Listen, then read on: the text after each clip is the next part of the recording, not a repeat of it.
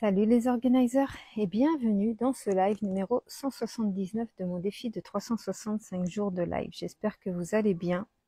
Aujourd'hui, j'avais envie de vous parler du switch énergétique que j'ai eu aujourd'hui et qui m'a permis de comprendre à un autre niveau quelque chose que je comprenais déjà mais que je ne mettais pas totalement en pratique. Ce que je voulais dire, c'est que, bonsoir Oscar, c'est que plus tu forces à vouloir atteindre ton objectif, ton rêve, ta manifestation, c'est-à-dire forcer dans le sens où tu vas vouloir faire des actions un maximum. Salut Evan. Tu vas vouloir foncer, tu vas vouloir que ça arrive vite, tu vas vouloir voir le résultat direct, tu vas vouloir... Alors, je sais pas, si tu peux me donner ton prénom, V4 là, un S, ce serait pas mal parce que c'est pas très... Coucou Oscar. Ce serait pas mal parce que c'est un petit compliqué de lire les pseudos comme ça. Donc, salut Maxime. Ouais, donc quand tu veux manifester quelque chose, quand tu veux qu'un rêve se réalise, quand vraiment c'est quelque chose qui te tient aux tripes et tout, tu vas avoir tendance à... Salut Céline. Salut Guidado. Tu vas avoir tendance à vouloir contrôler les choses. Et c'est là que le bas blesse. Parce que la manifestation, la loi de l'attraction ne fonctionne pas. Bonsoir Léo, bonsoir Noan. La manifestation, la loi de l'attraction ne fonctionne pas dans le contrôle. C'est pas à toi de contrôler comment ça va se passer, ni quand ça va se passer. Et le problème, c'est que quand tu veux contrôler, tu veux contrôler quand ça va se passer et comment ça va se passer. Donc, tu fais des actions à donf, tu fais beaucoup d'efforts, tu vas conscientiser mentalement que faut absolument que tu fasses ça et ça et ça. Tu vas commencer à écouter plein de conseils et plein de façons de faire. Bonsoir, Axelé, Madden. Bonjour, Guilado. Salut, Axel. Et donc voilà, tu vas faire finalement tout l'inverse de ce qu'il faut faire quand tu veux manifester. Et pourquoi est-ce que le contrôle c'est pas bon pour la manifestation, pour que ce que tu souhaites se réalise au plus vite? C'est parce que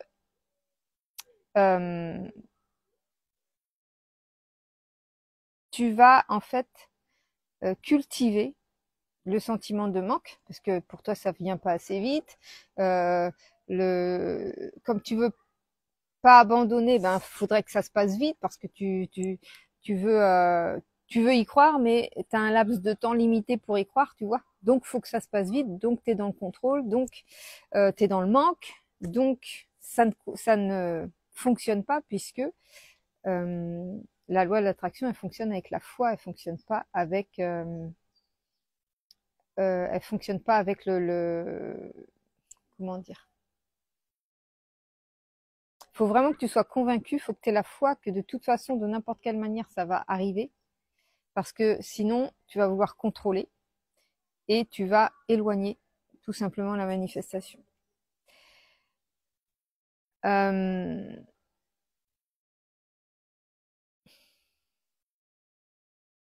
Quand tu contrôles, tu cultives le manque. Quand tu contrôles, tu sèmes le doute.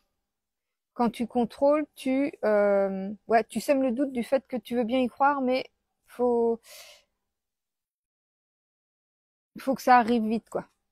Parce que sinon, tu n'y croiras plus et tu abandonneras. Donc, c'est pas la foi. C'est pas de la foi, ça. C'est juste un petit peu de la motivation au départ, de réaliser ce que tu souhaites. Quand tu vois qu'il y a un premier échec ou qu'il y a il y a pas de résultat au bout de 2 jours ou que t'abandonnes. Donc ça, c'est pas la bonne méthode pour fonctionner avec la loi de l'attraction. Par contre, si tu es déjà persuadé dans ton fort intérieur, bonsoir Carole, si tu es déjà persuadé dans ton fort intérieur que c'est déjà que c'est déjà présent dans ton futur, tu vas plus avoir cette attente en fait. Tu vas plus avoir envie de contrôler parce que tu dis comme je sais que ça va arriver, peu importe ce que je fais, tu vas faire des choses, hein, mais tu vas plus faire des choses par l'inspiration que par l'envie de contrôler, tu vois. Ça va être des actions inspirées, c'est-à-dire que tu vas penser à la version de toi qui a déjà obtenu ce qu'elle désire, et ça va te dire, bah, tiens, ben, tu vois, cette version-là de moi, ben, elle ferait ça comme ça, et elle ferait ça comme ça. Tu vas avoir comme des intuitions, tu vas capter des choses, en fait, dans l'invisible. C'est des pensées qui vont pimper dans ta tête, et ça va être comme soufflé par la magie, j'ai envie de dire. Et tu vas faire ces actions-là, mais tu vas voir que c'est hyper fluide à faire, tu vois. Que quand tu fais des actions dans le contrôle, c'est beaucoup d'efforts, tu forces les choses, quoi. Il y a comme une résistance invisible, tu vois. Tu dis, oh là là, c'est dur, oh non, mais faut que je continue de faire des actions là parce que sinon je vais pas manifester ce que je désire, mais c'est dur, et puis je force, et puis j'ai pas envie de le faire, mais je vais le faire quand même. Alors que quand tu fais uniquement les actions alignées avec ce que tu désires, ça va être beaucoup plus fluide. Tu vas même te dire, je sais absolument pas si ça va marcher, si ça va apporter un résultat ou quoi que ce soit, mais je sens qu'il faut que je le fasse. Et ça c'est des actions alignées. Et là, ta manifestation va s'accélérer. Le processus de manifestation va s'accélérer. Et c'est vraiment ça le switch énergétique que j'avais envie de te partager parce que il y a tout un tas de choses pour lesquelles je lâche prise parce que c'est facile de lâcher prise. Tu vois, ça me tient pas particulièrement à cœur. Et ce que j'ai remarqué récemment, c'est que ce dont j'étais détachée, que j'étais contente d'avoir si je l'avais, mais si je l'ai pas, bah c'est pas très grave. Plus je me détachais de mes manifestations et plus elles se réalisaient vite. Et puis le fait que c'est des petites manifestations, tu vois, je manifeste des petites choses parce qu'en fait, ça me met moins de stress de poser une attention sur des petites choses qui, si je l'ai ou si je l'ai pas, bah il y a pas tellement de conséquences, on va dire, que par rapport à aux grandes choses que je souhaite manifester, bah là il y a la peur de ne pas réussir, il y a la peur de réussir aussi, il y a la peur de ne pas être légitime, la peur de ne pas être à la hauteur. Enfin, il y a tout un tas de peurs qui viennent faire chier. Hein. Et du coup, tu vas être dans le contrôle parce que tu te dis, ouais, mais si je veux pas avoir peur, bah faut que je passe à l'action, et tu finis par faire des actions qui sont contrôlées et pas des actions qui sont inspirées. Donc, il faut vraiment se travailler sur cette peur avec la régulation du système nerveux, et puis bien pour réussir à se détacher du résultat.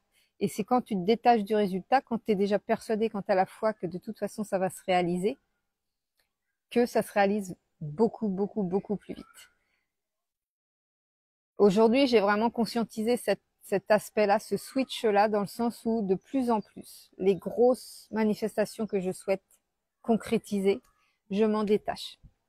Je me dis, de toute façon, je fais selon l'inspiration, selon ce que je ressens. Je vais pas forcer les choses. Je vais, voilà, je fais comme je le sens. Et tu vois, ça faisait 1 mois, 2 mois, moi je pense 2 mois facile que je procrastinais de sortir mon accompagnement libération, alors que j'ai tout ce qu'il faut pour offrir l'accompagnement en fait, comme contenu pour partager cet accompagnement-là, tous les enseignements que moi j'ai appris et que je partage là. Et je le faisais pas parce qu'il y avait ces peurs qui venaient m'embêter. Là, j'ai eu comme une inspiration, une pulsion, je sais pas comment dire, où j'ai dit bah c'est le moment, c'est maintenant. Et je vais être prête parce que c'est fluide et je force pas, tu vois. Quand j'ai sorti mon accompagnement guérison, j'ai voulu forcer et rien ne s'est vendu au départ.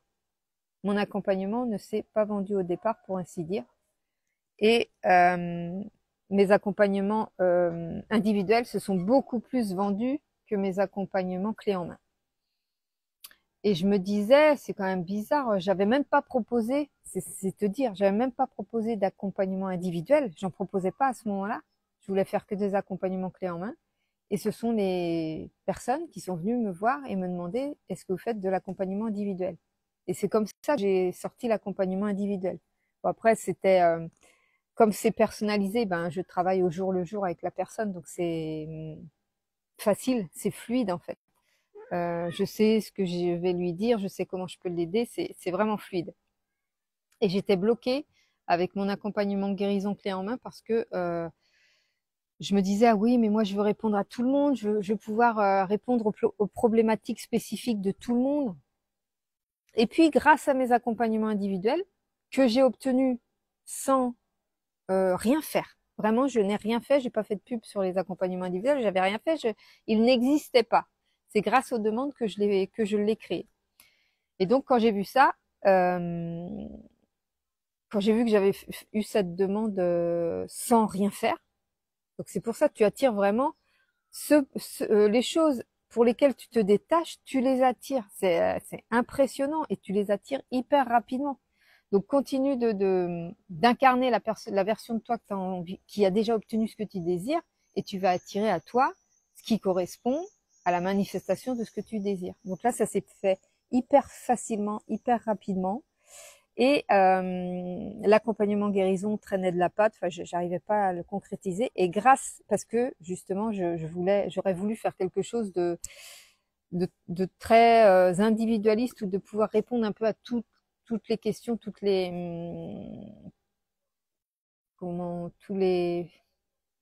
genres d'individus, toutes les problématiques.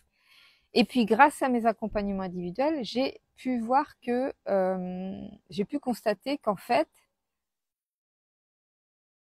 je créais effectivement des supports personnalisés. Donc ça reprenait la problématique et ça reprogrammait le subconscient en fonction de la problématique spécifique de la personne. Donc c'est vraiment très personnalisé. Mais n'empêche que comment dire,